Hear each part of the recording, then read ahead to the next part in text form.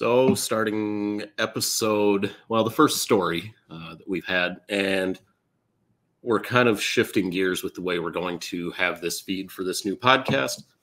And we're referring to Pinkies Up. Pinkies Up. Okay. Pinkies Up. Oh yeah, fancy. Hold on. So here we are. We are recording our first story, our first guest.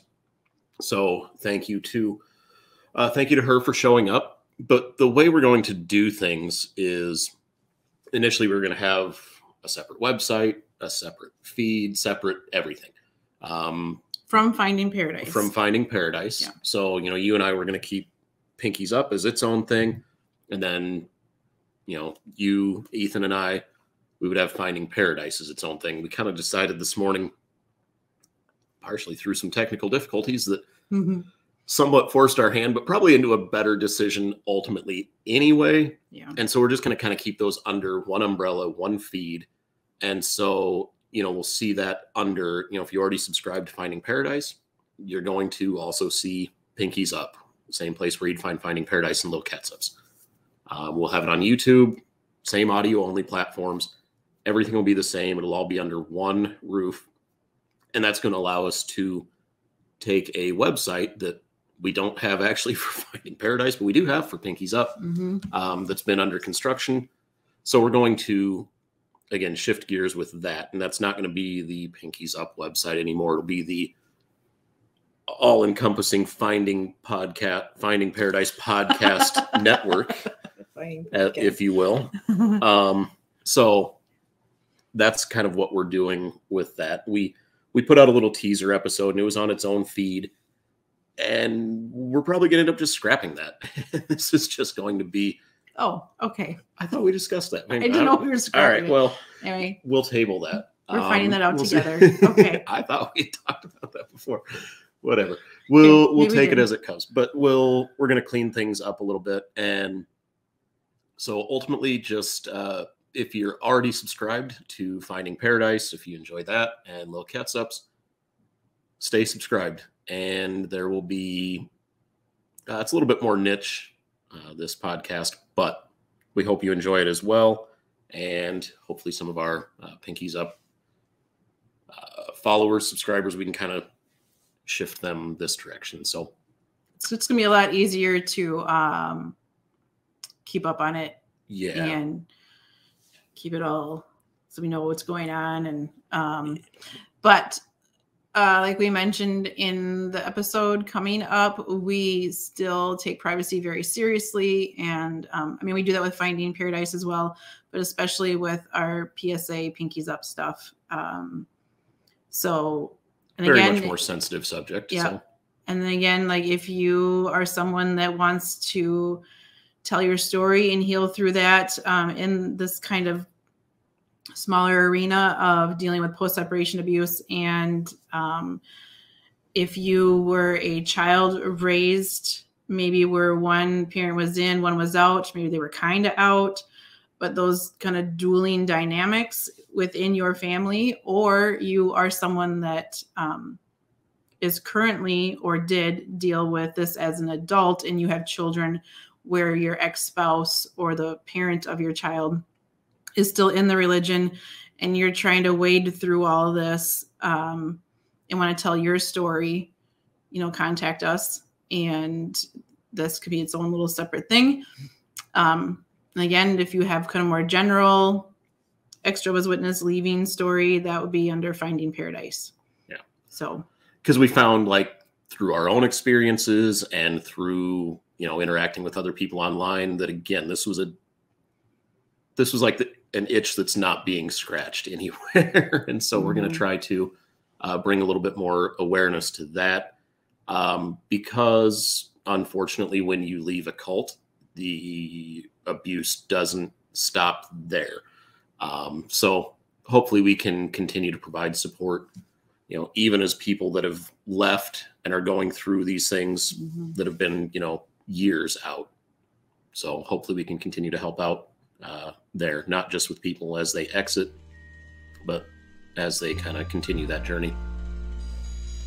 So that's it. We are, we're kind of excited to kick off this new, this new podcast, this new group of stories, and appreciative for all the brave people that have stepped up and have volunteered, that have, expressed interest in sharing their stories. And we hope you guys enjoy it as well. Yep. All right. Thanks, guys. We'll see you around. Now. Okay, we started. And it says live on there, but it's not live. Don't worry. Okay. The recording is live. Yeah. But it is not being broadcast anywhere. Okay. So here we are, episode 1 of Pinkies Up. Mm-hmm. Oh, it's echoing. Oh, there we go. It won't anymore.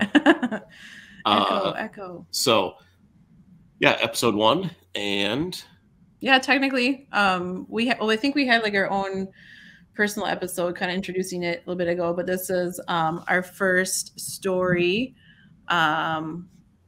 with someone else that's not just us. So we have Tiffy with us, or she goes by T. And I'm trying to remember how I found you. It was on something. Found you online somehow. And we started talking.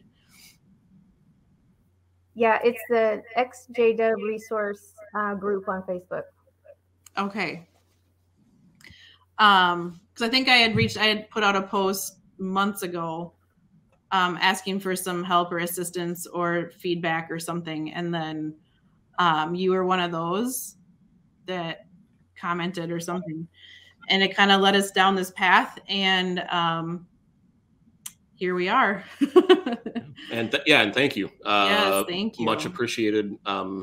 As we've kind of talked, and we'll discuss even a little bit more, it's a very niche demographic kind of that we're going after here. And so we realize like the sensitivity of the subject as well. And so anyone that's willing to, reach out and share their story, that's awesome. We appreciate that very much. So thank you. Mm-hmm. Because I feel like your story and other people's stories will help out a lot of people, or help us gain some more perspective, someone else's perspective on the subject. For sure. Mm-hmm. Yeah, there's a lot of families in this situation where there's not a whole lot of people talk about it, and so it's awesome that you guys are doing this.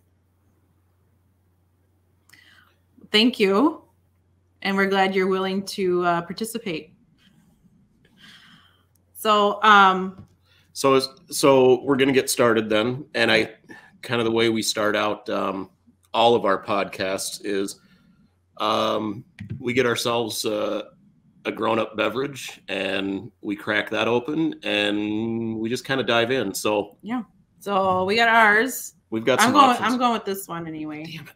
You're going. Okay. No, actually, all right. Did you bring? I think you said you were going to have a beverage of some kind.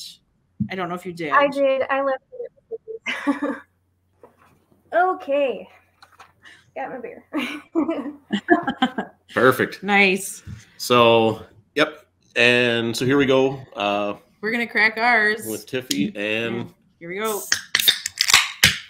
Let the story begin. Whoa. It was Cheers. Cheers. From a distance, because you're on East Coast time. Yeah. And we are Central. What are you drinking there? What do you got? Actually, my husband started making beer, so it's one of his. Nice. What kind? Do you know?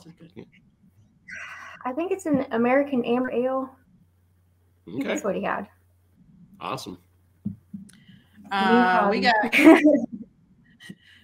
I have a Surly Brewing, so it's local. Black Cherry Supreme Tart Ale. I'm not big on beers, but I do like this one. Ooh, it was a good choice. Sour.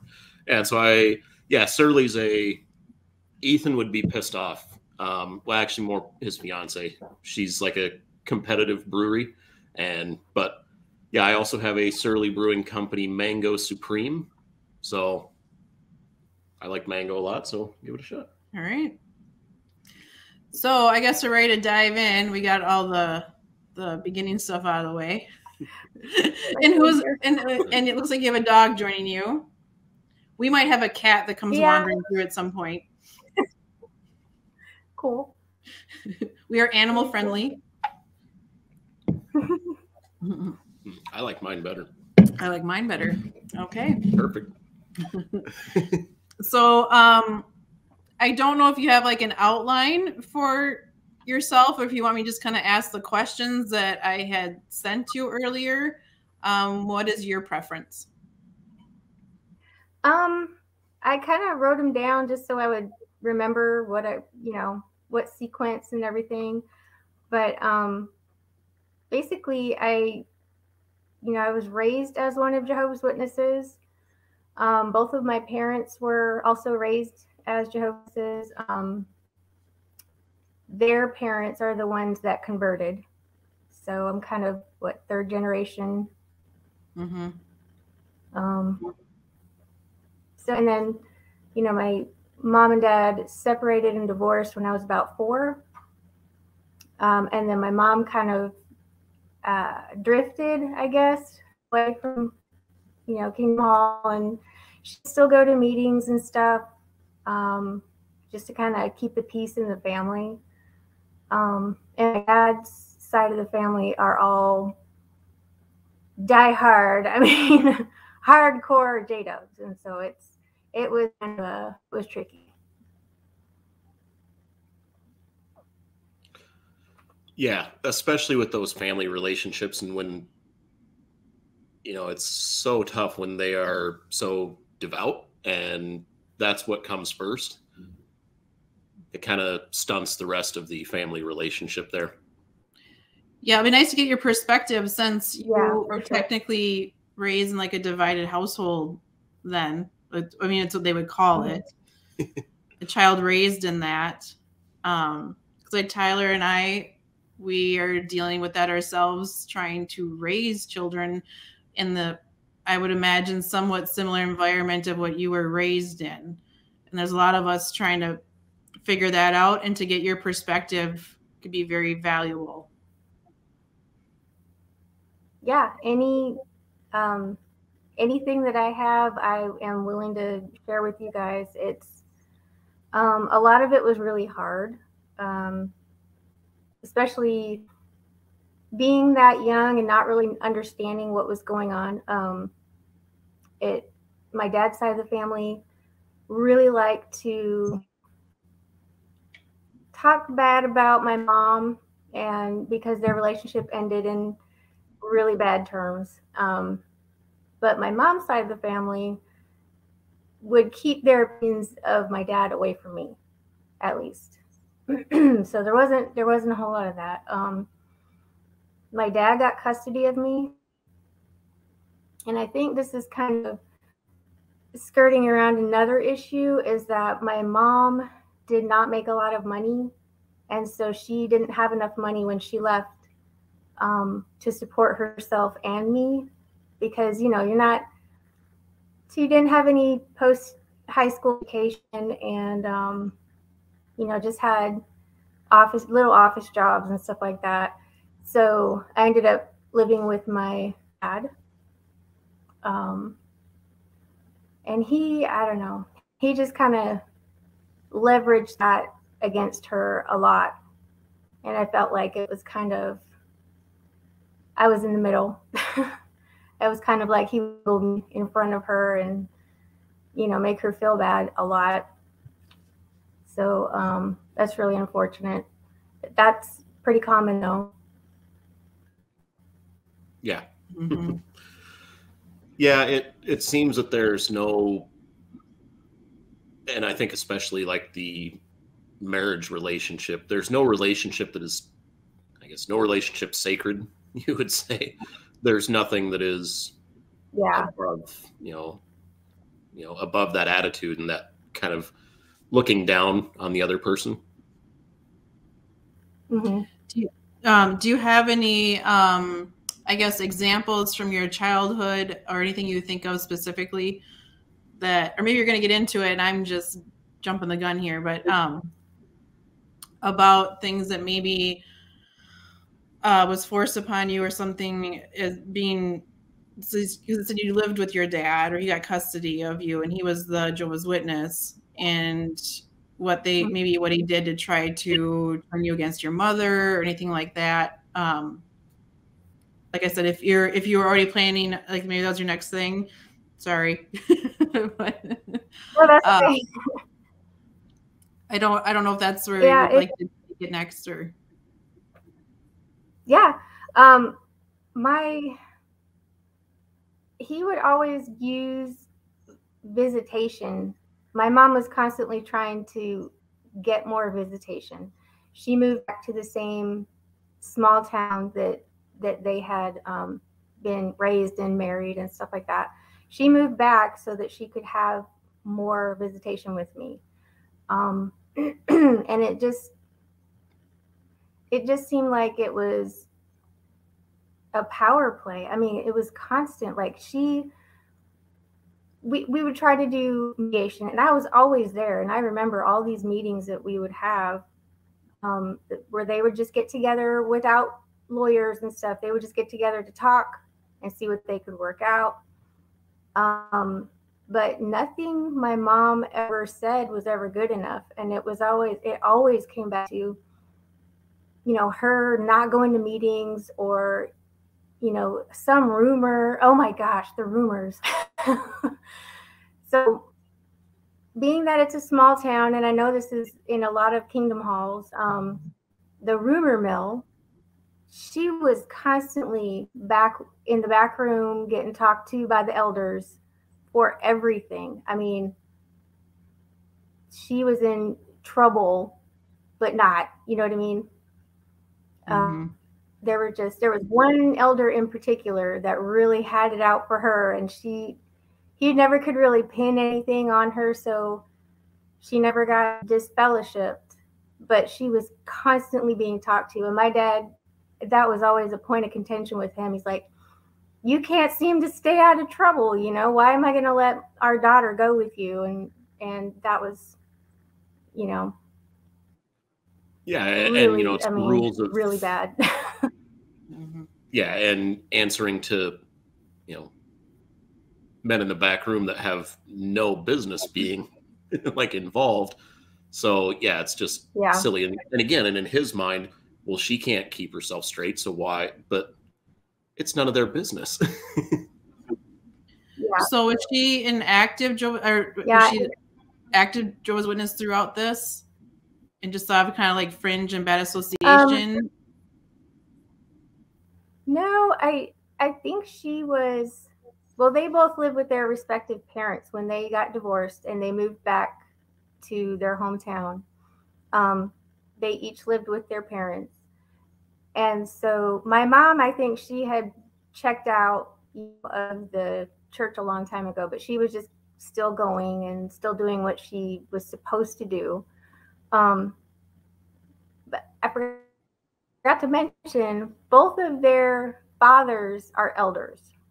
And that just was exponentially worse, for both of them, because their dads were constantly involved with every aspect of their marriage and parenting and stuff like that. And it was, everybody knew everybody's business. Mm-hmm. It was hard. Yeah, the rumors don't stop. I mean, Amanda and I have been out forever, and there's rumors about us, and I'm like, no, like we'd never even like seen each other, but people have their own ideas because of rumors that just get started. So it's, again, there's no shame. It's whatever they can do to protect their narrative. Mm-hmm. Yeah, it's eventually my mom remarried. I think about 2 years later, she remarried and moved about 2 hours away. And so visitation got to be, it was like every other weekend and then every other holiday and like half the summer. And she married a man who had no affiliation with the society at all. and he could not understand what she was in, you know, like mentally what she was trying to get out of. And he was a musician. He was, you know, he drove a nice car, and it was like, oh, my dad's family hated him, and he wasn't a bad guy. He was just worldly, you know. No, he ended up being more of a dad to me than my birth father, and he actually helped me come out of a really dark place, you know, mentally, from the religion. And my mom, it took her a long time because she had a lot of other problems because of going to Kingdom Hall, and there was some abuse on that side of the family, and it just big scars to deal with. When did she stop going to meetings, or did she never stop going to Kingdom Hall? She stopped going regularly, I think, when she remarried and moved away. But anytime that she was coming to visit family, she would go to meetings with them if they were going. She would go to memorial service with them. But that was, you know, it was just kind of to keep the peace in the family.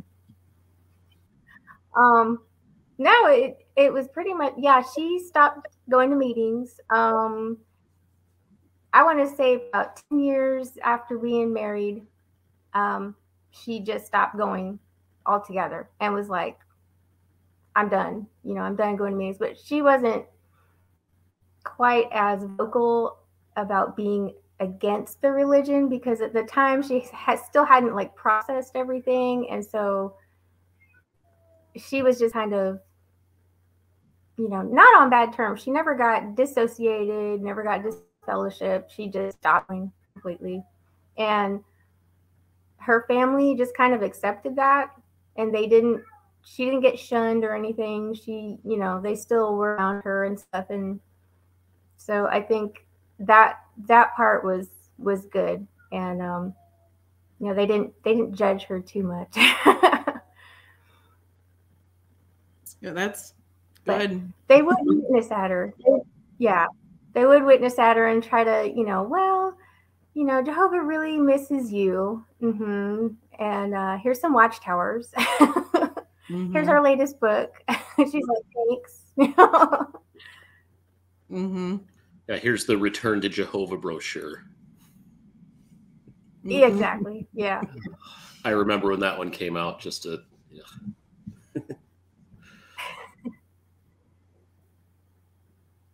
yeah, no, they can't help it. It's, you know, they're gonna try to steer it back that direction. So. Is there anything that you wish that your parents had done differently, or anything they got right during your, you know, upbringing between the two households? I am really grateful that my mom did not try to push it on me. When I was still going to meetings, living with my dad, and if I asked her, could we go to a meeting, she would take me. But when I got older, I could go and live with her. I was 13 when I finally got to go live with her. And I said, yeah, I want to go to meetings and stuff like that. And she took me, and it was fine. But after a while, I was like, I don't feel it anymore. I don't feel like I need to do this. And she's like, okay, whatever you want to do. And she wasn't particularly religious back then. She didn't try any kind of agenda on me. Even if she was thinking anti-Jehovah's Witness thoughts, she didn't express that to me. And so she just kind of let me, you know, form my own opinions have my own thoughts about things. She would talk to me about it and stuff, but I'm really thankful that she didn't push anti-Jehovah's Witness sentiments onto me, you know. And I don't think that she was ever particularly hateful towards them. She just was done. And now that we're grown-ups, you know, she treats me like a grown-up. She talks to me like a grown-up. I'm not just her little daughter who she has to, you know, corral. We could talk about everything. And we've been talking about this. We both just read through the book, Crisis of Conscience. Loved that book. That's a good one. Yeah. And just a little light reading, you know. But you know, yeah, it's real easy. Have these kind of deep conversations. Yeah, just a flip through. But I really love that. You know, I form my own opinions with her, and we talk about everything. So yeah, it's nice being free to do that. You're able to think for yourself. Mm-hmm.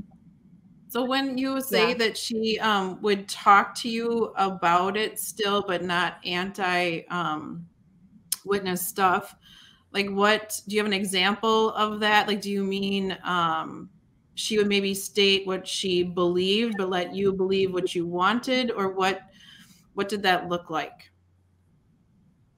For her, especially because she didn't go to church after that. She wasn't like trying to find a different religion or anything, but she would still talk to me about God and, you know, being a good person and living your life in love and forgiveness and being patient, all of the good qualities that is supposed to come out of being a Christian. She still talked to me about that stuff. It was just leaving the whole religion part aside. And how did your dad handle it?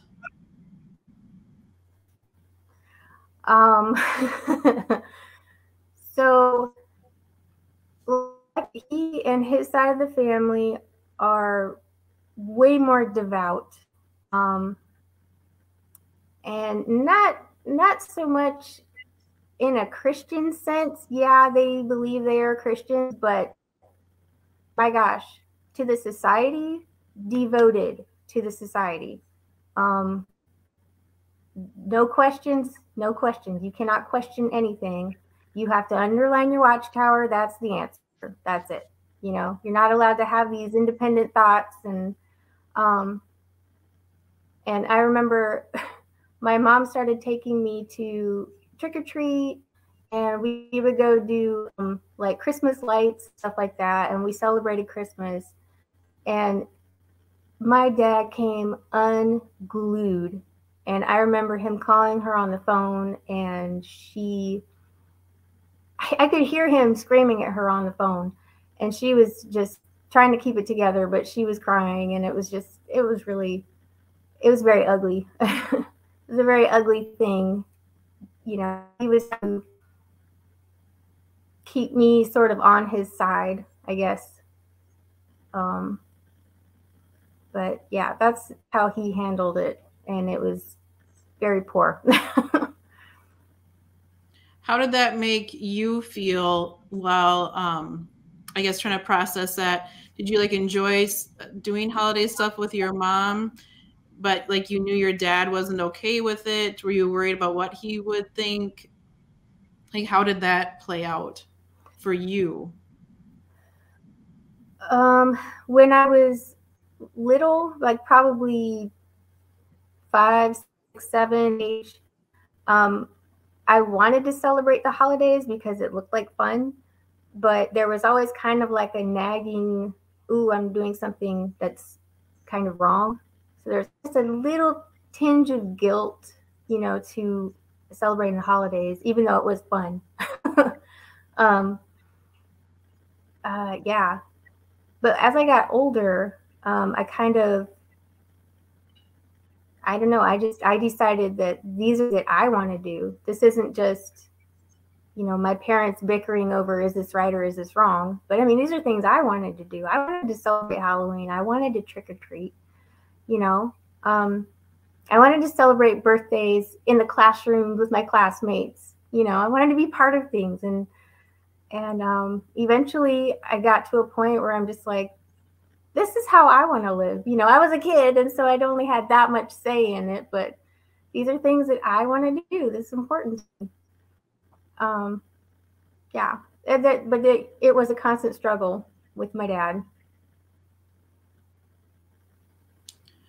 When would you say you kind of made up your mind that it wasn't for you?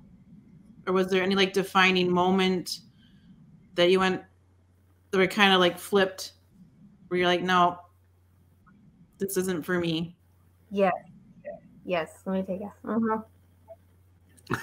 Okay, drink break. Brace ourselves. Okay, so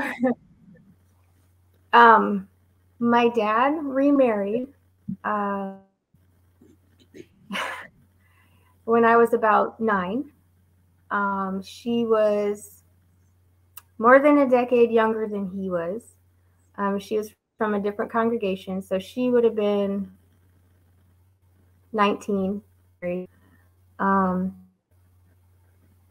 She had some undiagnosed mental health issues that they didn't know about.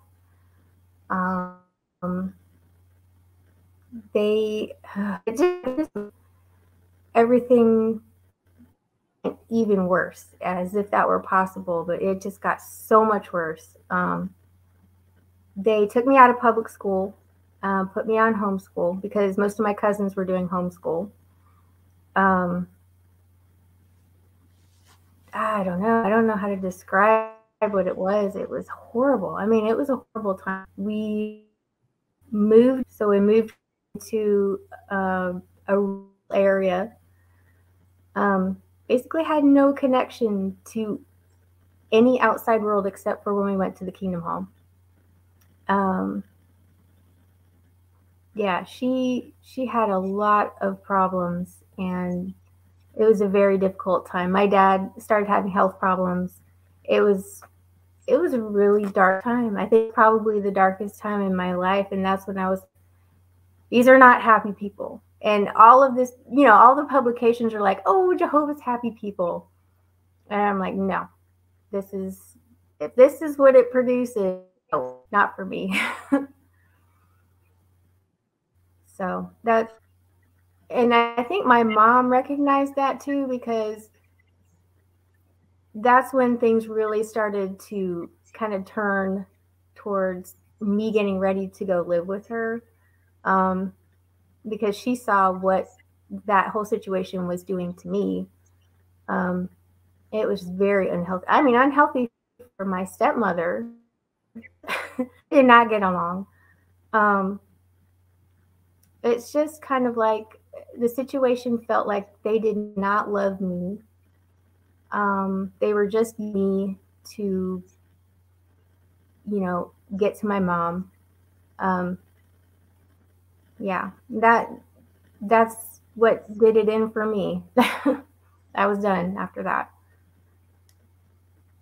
How did it come about that your dad let you live with your mom? Or did that have to go through court? Because it seems that, like you maybe mentioned before, they tried to work it out themselves. But how did the actual switch come about?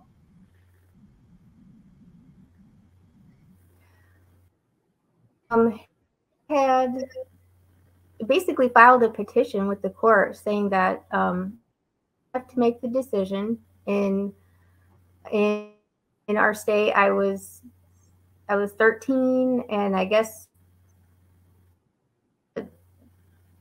kind of like I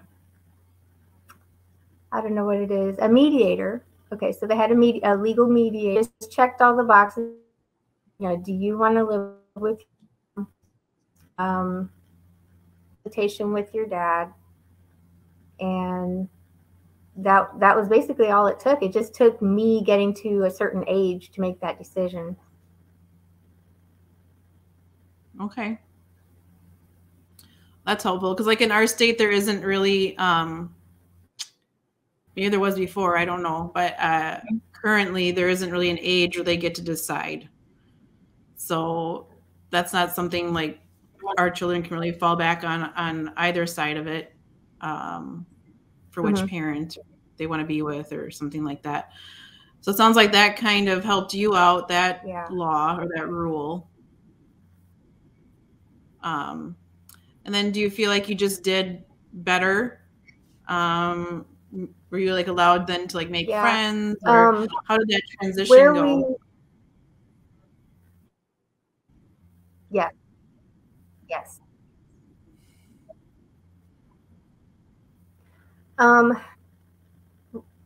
When I mentioned before that my stepdad was very supportive,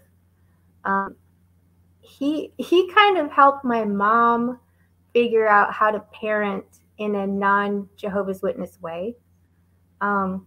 Because at first she was extremely conservative, because, the way she brought up, it was extremely conservative. And so that's all she knew how to do was just the rules, all the rules. But he sort of, he said, you got to trust a little bit and then, build that trust on both sides. But yeah, I was allowed to have friends. I was allowed to go to school dances and school functions. I could, if I wanted to play a sport, I could do that. I was in choir. It was my freshman year in high school, and I really got to do everything. And it was almost overwhelming because all of a sudden everything opened up to me, all these options. I have all these options. So it was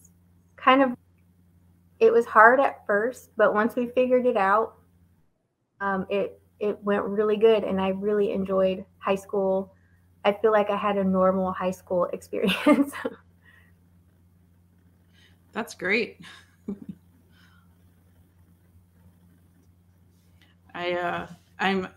That's a kind of in a way a happy turn of events for you.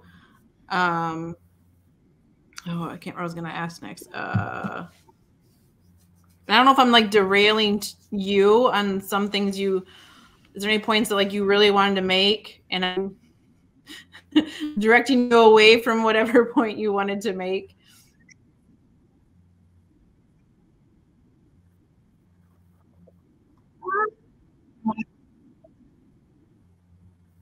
I don't think so. It was my dad and I had a falling out.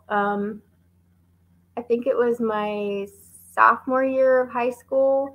He come to pick me up, and I told him, I mean, he had to drive a long way. He had to drive 2.5 hours, which is funny because before, when I lived with him, my mom did all the driving. And now that it was his turn, it was like this big deal, and he made a big deal out of it. But so he had driven all the way to pick me up, and I said, I can't, I have a project to do this weekend for school. I can't go and see you. And he's like, he flipped out, yelled at me, and then we didn't talk for about 9 months after that.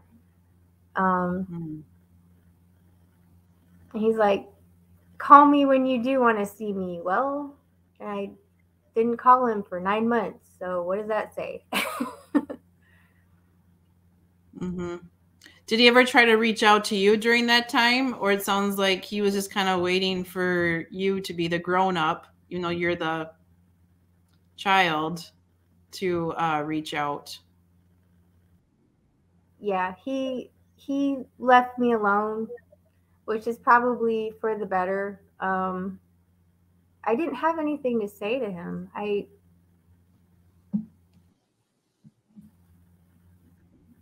We have never been close, and I don't think, even if I was an active Jehovah's Witness at any point, I don't think we would have been close then either. We just don't have that kind of relationship.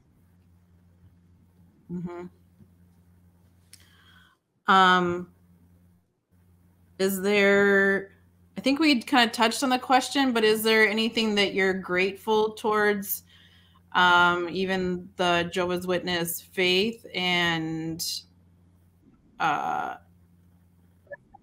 guess your experience with it? Is there anything you were grateful for? Or is it all just kind of like a eh? I guess the fond memories that I do have are, it's all with my family. I had a really big family. We took up, I think, half of the congregation. So I was really close with all my cousins. I have an aunt who I grew up with like a sister because we're very close in age. But I guess I'm thankful that it was such a small community kind of situation. You know, family was very important because basically that's all we had. We had each other. So that's a good fond memory that I have. Are you still in contact with any of your dad's family? Your dad's side? My dad and my younger half sister, we still keep in contact on Facebook. For a while, I had some of my cousins, and I sort of came out against the governing body. You know, I was like, it's a sham, and I don't believe it, and blah, blah, blah. And they unfriended me. So, but that's their choice, you know. They're doing what they think is right. So, true. That's true. Is there any advice you might give to any parents that may be going through this, or maybe children that are going through this? That's something, it's hard to know when you're going through it, what's the best road to take. And I feel like the more perspectives we get, the better. So I don't know if you have anything personally that you felt helped, or if you have any advice. Yeah, I would say, as like, if you're a parent, a non-believing parent who is going through divorce or separation with a custody issue, family counseling for sure. And so if it's possible to get a court-appointed special advocate assigned to your child, because it's not an attorney, and I think they have this in all of the states, because when my husband and I became foster parents, we kind of learned how the legal system treats children, whether it's custody or in foster care situations. But the court-appointed special advocate is just for the child. They talk with the child, and they're not for either parent. It's just for the child. And I think that is so huge. And that would be so huge for any child going through it. You know, that might make a big difference.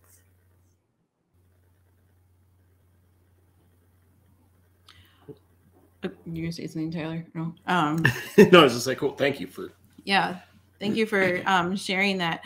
I guess too, I think about those kids that are maybe older and have been having this kind of hammered in their head, witness doctrine, and then turned against the non-believing parent.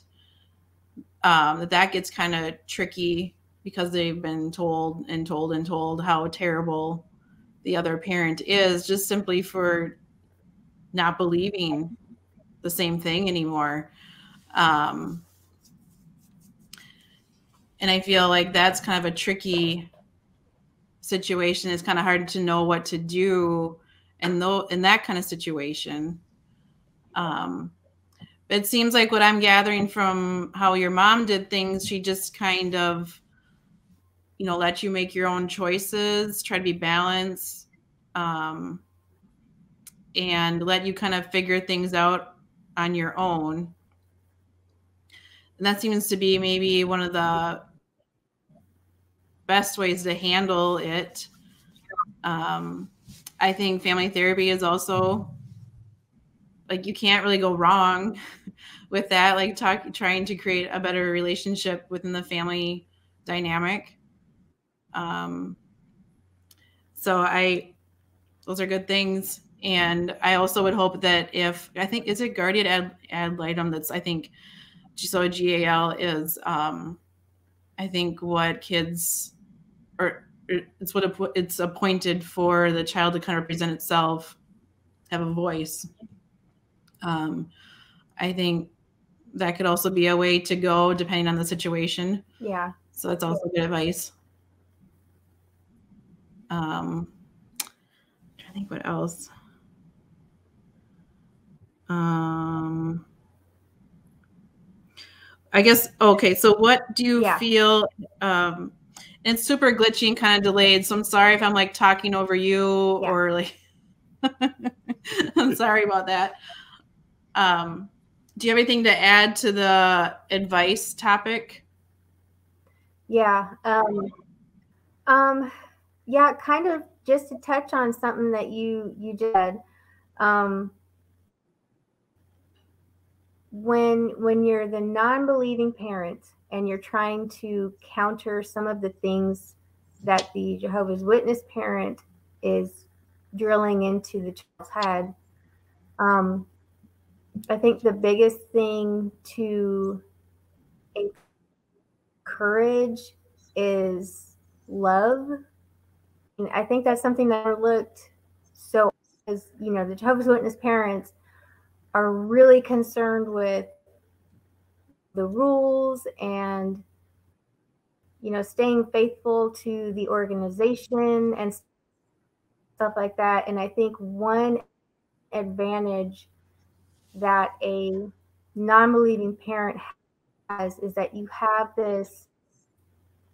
all of these examples. You're not just pigeonholed into the Watchtower publications, but you have other sources of information that you can provide your child on ways to live with love and compassion for other people.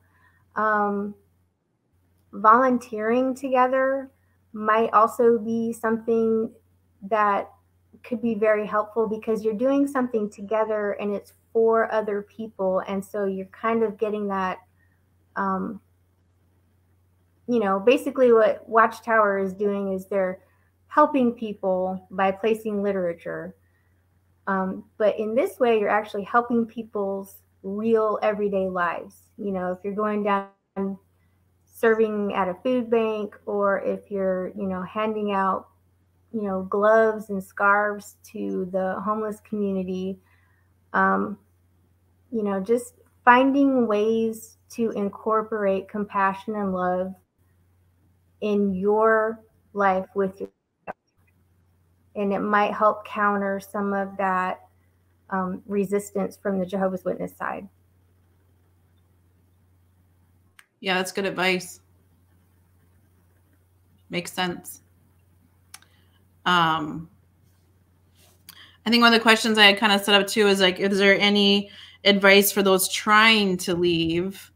I don't know if it fits very much with this, but if you, maybe that still triggers something for you in your thought process. If you have any advice for those that are trying to leave the organization and they have children, what you might recommend? As far as legally, definitely get an attorney that has some experience with high control groups, somebody who knows, what the tactics are going to be on the other side of the table, because there are some that are very specific. And then on an emotional level, counseling with somebody that also has, experience with high control group, because talking it out, getting as much information as you possibly can about how the organization operates, how it actuates, it really exposes some of the hypocrisy.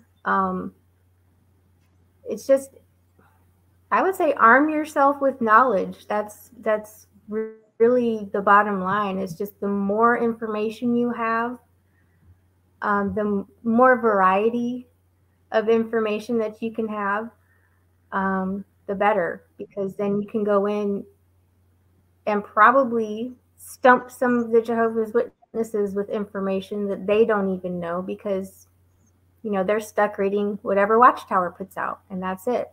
So good advice. I have kind of, I guess, one last question. Like I said, I know it's like delayed, so I hope we're not like talking over each other. But I guess what has helped you the most to heal and have a good life? Sounds like counseling is towards the top of the list, which I would also agree with. Having someone to talk those things out with that has experience with high control groups. I know locally we've been trying to find those recommendations to kind of help people sort through the overwhelming task of that, to kind of cut through that. But again, like what do you feel has helped you heal the most and to go on and have a fulfilling, rewarding life? Me personally, I learning more about the Bible. I know that not everybody that leaves the organization is trying to study to be, an actual Christian. But for me, it was really, really important. And I think it also helped me accept, like some of my cousins who left became atheists. And it helped me to with, the difference in our faiths now, I guess. And that's been really, really helpful for me, is just learning what that Christian truth is. And I'm not saying that's for everybody, because some people want nothing to do with the Bible ever again, and perfectly understandable, because coming out of a religion like that, people are going to have some scars, and understand. But I think it's important for people that want to have that in their life, independent Bible study as possible. You don't need all these other publications. You can study your Bible, learn as much as you can about the Holy Spirit. That was a new concept for me, and I think learning about that relationship and that love helped me heal and accept the past, what it was, move on. Good advice. I appreciate your perspective on that. Is there anything further you wanted to add on this whole topic before we kind of wrap it up? I know that it's about time for you to have other responsibilities. I don't have any particular thing to add. I just I'm very grateful that you guys are, so dedicated people in these situations. I mean, these are very difficult family situations, and I'm really glad that you guys do what you do, and I'm very thankful for y'all. Thank you. That means a lot. And we're very grateful that you are willing to come on and talk with us and be a resource for us too. And we're happy that it seems you're having a fulfilling life and going on with things. So I'm just appreciative of that as well. So yeah, like you said, it's very difficult. There's nothing comfortable about discussing these things. And so, especially, not even just the XJW stuff, but getting into those deeper, darker family dynamic side of it. So again, yeah, it takes a lot of courage and bravery to do that and, kind of tell your own story. So we do. We're very appreciative of that. So thank you again. Is there anything that you can think of, parting words of wisdom or your last thoughts before we sign off? I don't know. I would just say any kind of decision that you do it with love. Do it with love in your mind and on your heart, because that's the most important thing. And being compassionate and living your life with love, that's going to make a big difference in somebody else's life. Agreed. Yep, we agree with that. Great way to put it. Wonderful. Yeah, nice way to kind of send it out. I mean, I drink to that. Yeah, I think we drink to that. So yeah, I mean, I think that kind of wraps it up. I don't know if we're synced up here or not, but again, very much appreciated. Thank you for those closing words of advice, and thank you to everyone for joining us. And we're gonna head on out of here. Yep. All right. Cheers. Thank you. I guess I should drink too. Huh?